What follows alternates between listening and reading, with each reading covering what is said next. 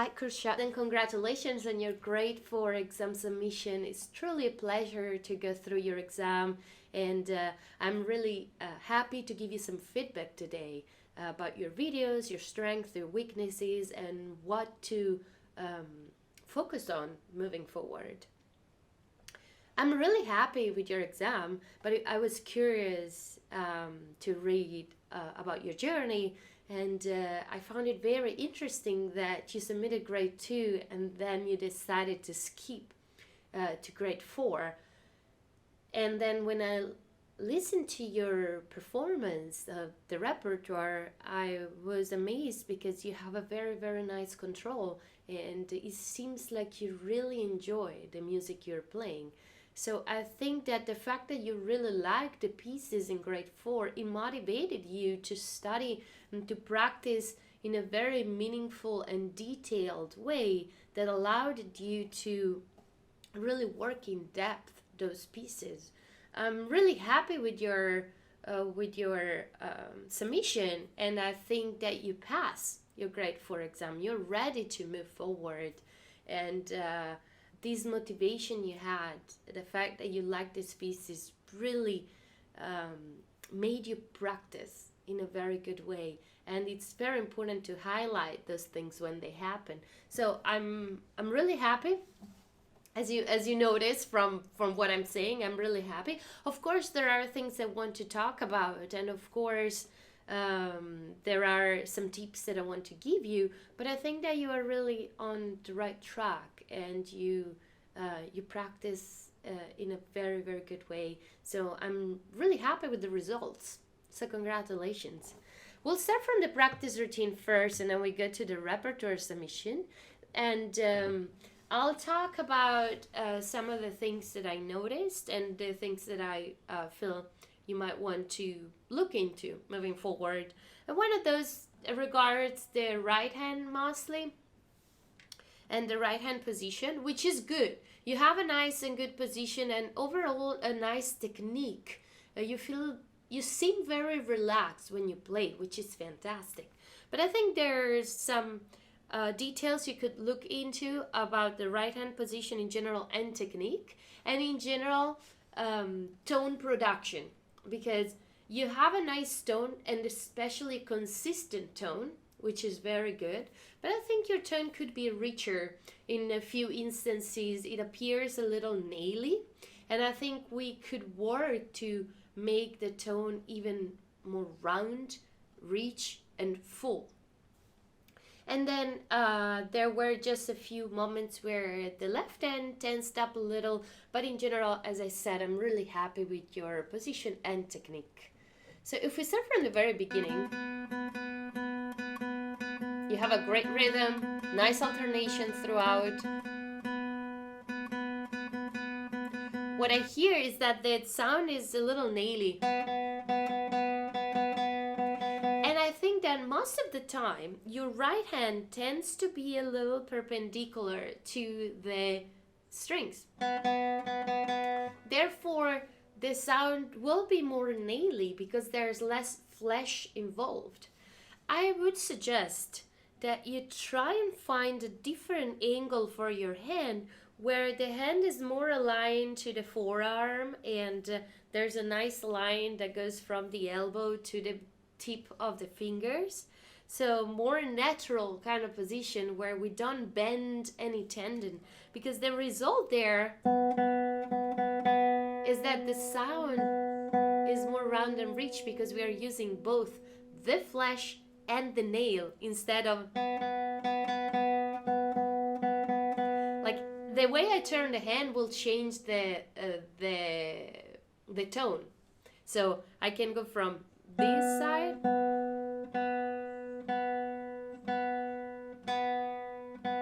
and then come back, and you hear the difference. So I think that it would be worth for you to start exploring this aspect. You know, like moving forward and into more difficult material, you will encounter more and more pieces that will require a lot of control in the hands and independence in the hands. And for the right hand, it will mean also making sure that you can create different tones for different voices of the piece. So it's very, very important to start thinking about the tone production in a broader way, which is, yes, having a consistent tone, but also making sure that you can always create the tone you want. So I will mention these again, maybe even when we go into the repertoire pieces, but that was one of the elements that I wanted to discuss with you. Let's move forward and go to the 10.2. And now we can talk a little bit about the left hand instead. So the left hand has a nice and good technique, but when it comes, for example, to slurs, I can see extra tension accumulating there because the fingers that are not in use start to stick out or go away from the fretboard. And again, the tone here is thin, with the hand very perpendicular. But see, those fingers are sticking out, there's extra tension there. And the variations are good, but still they trigger that extra tension in the fingers. We should keep those fingers very relaxed. So one encouragement I have when you work on left hand and when you work on these exercises like slurs, walking exercises, make sure to think about that hand relaxation and try and keep all these fingers nice and relaxed. These will develop a lot your finger independence, which is highly needed in grade 5 pieces. But let's move forward and let's go into the next exercises. So I was really happy with the fretboard challenge because I think you really had everything under control. All the positions were nice. Even up here, you were nice and in control, rhythmically wise, so congratulations. Again, I would look for a more richer tone in the right hand, but it's okay. Let's go now to some of the shift exercises and scales. And in general, in the shifts and the scales, I'm really I'm quite happy with how they sound and how they look. The only thing I had in mind is that in a few instances your hand might just go a little in a violin position, but just in a few instances. But the only comment I had was about making the shift a little bit more organic, relaxed, and without jumping. Let's look into that.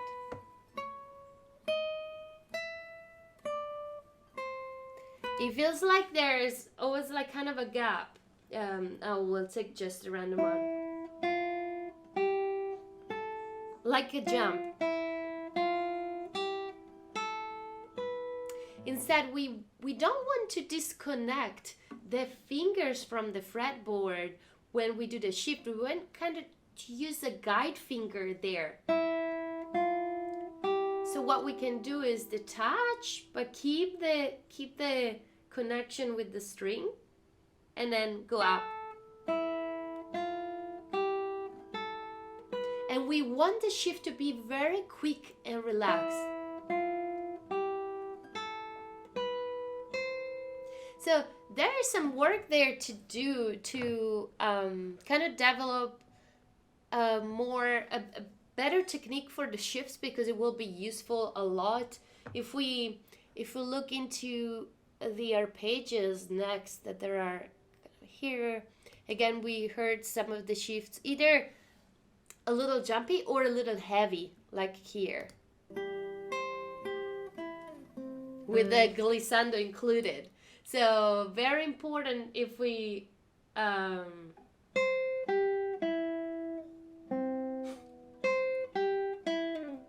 this glissando, it means that there is some extra tension there that we're dragging together with the fingers. And instead when we hear an interruption, it's because there is a gap and a jumpy, maybe left end. So we need to find a sweet spot in the middle where we shift, relaxed, with a nice connection, quick, and without extra pressure there. A great exercise that I like to do is to just go from one fret to the other and then skip a fret and then go up and up and up with this shift.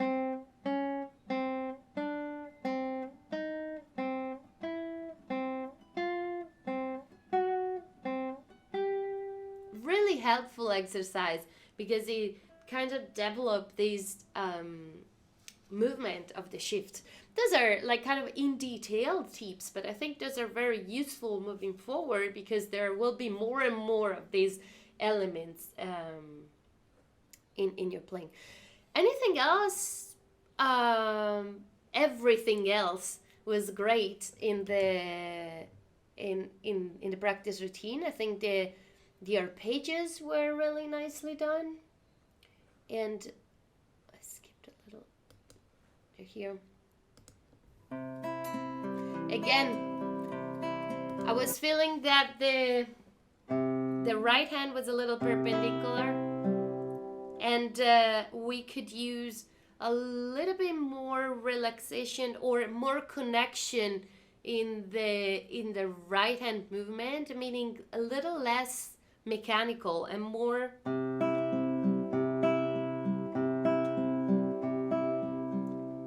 like a big connected and legato gesture instead of a more mechanical one.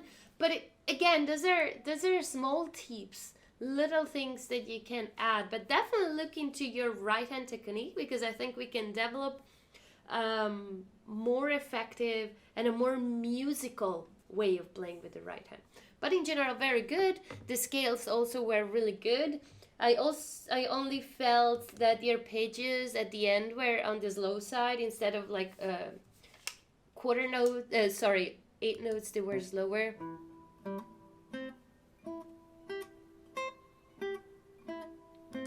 But very well done. All the variations, the articulations were very well done. So I was really happy with the practice routine. It was a very solid practice routine submission. So congratulations for all the work you put into it. Let's go to the repertoire now and listen a little bit about it. I read in your assessment that the minuet was quite a journey and a nice piece to work on, and then you kind of discovered a really nice way of practicing and getting to know a piece, and I think the work really paid off. You play with a very nice phrasing.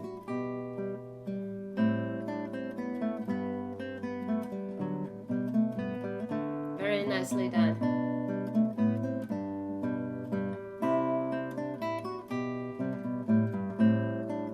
And very nice tempo as well. All is connected. I can hear all the voices really nicely. Again, if anything, is always that kind of naily sounds on the upper voice, and we could aim for a rounder. Round means like rich and full and big.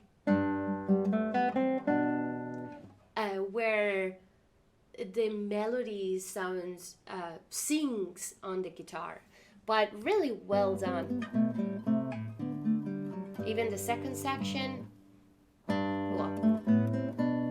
I like that you start a little bit more forte in the second time, but one more encouragement would be to explore more colors instead. Go, for example, change something, go to ponticello, go to tasto, change dynamics and etc. In general, you could exaggerate more that aspect of your playing. If we go to the second section.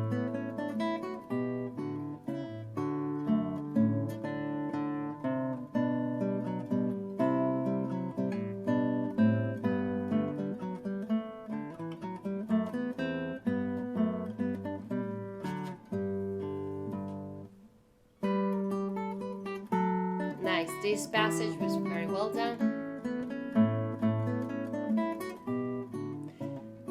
I'm just missing a little bit of changing and variety in the piece. So some of the musical elements that you've been studying, for example, all the dynamics that you put really nicely in the scales of the practice routine, you could involve more of that in the repertoire. I think it's really time to explore those elements. So my encouragement is to go and try to develop more musical details that you can add to your repertoire. But let's go to the Largo now. Even the Largo was really well done. The repertoire, I really enjoyed listening and watching it.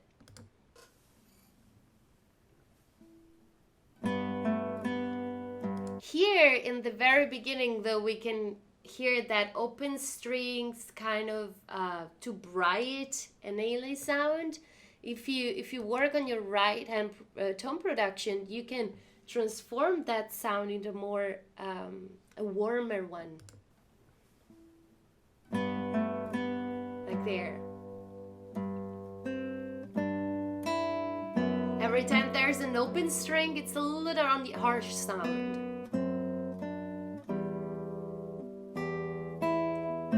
Here, very nice. And nice legato throughout.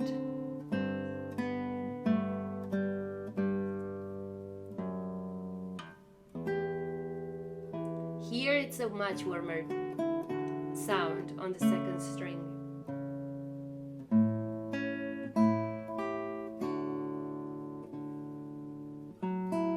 And then we heard an open string again, and it was a little harsh.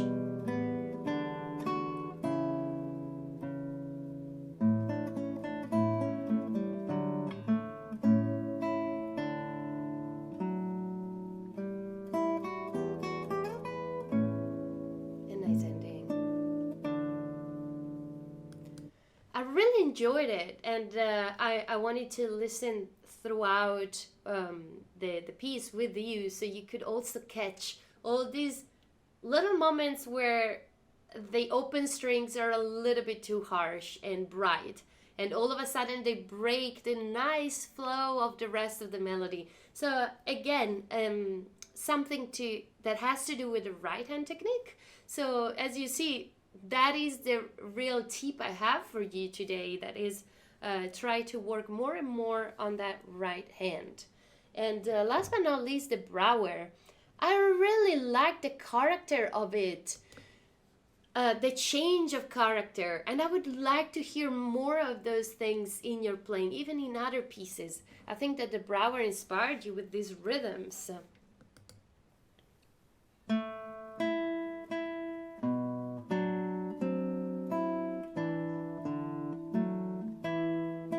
If anything, we could hear more those voices kind of in a little canon. It's not real canon, but something that reminds a little bit. So we want to hear da da da dee, da dee, da da.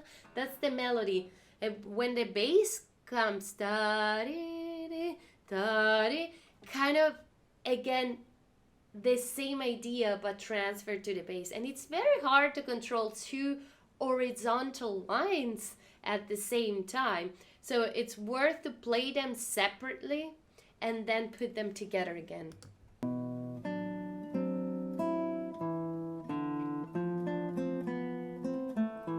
But very nicely rhythmically.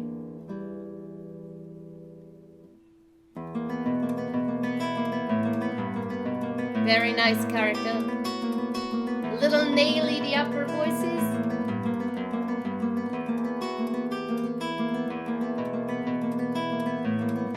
But very nice tempo and agility there. So I was really happy with it. Again, you know, these upper notes that are too bright sometimes, if we work with the right hand to develop a different type of tone, we can also control those notes and prevent them from being too bright and too naily. But as you understand from what I'm saying, I'm really satisfied and happy with your exam, and I think that you develop nice technique and a nice control, and you really enjoy playing those pieces, and that was for me really nice to see and to hear. And I was happy you decided to go into this journey, and you really develop a nice way of learning and of practicing. I know that you skipped the grade 3. I don't know if you went through the pieces of grade 3, but now you're ready to move forward and to go, sorry, and to go into more difficult material. So definitely you're ready to take on the grade 5 challenges. But one encouragement I have to you is you could go also backwards and study the grade 3 pieces that you haven't done yet. And you could use those pieces to start develop and work on your right hand technique, for example, and develop more dynamics, a richer tone, more a better control of the different voices, and on the open strings, for example, preventing them from being too harsh, and etc. So using that material that you might have skipped, and then that is a little easier, so there's less elements to think about, and you can only work on developing that nice right hand balance and right hand control, because I think that's the most important element of your playing that can be developed further right now. But congratulations, you passed your grade 4. Bye.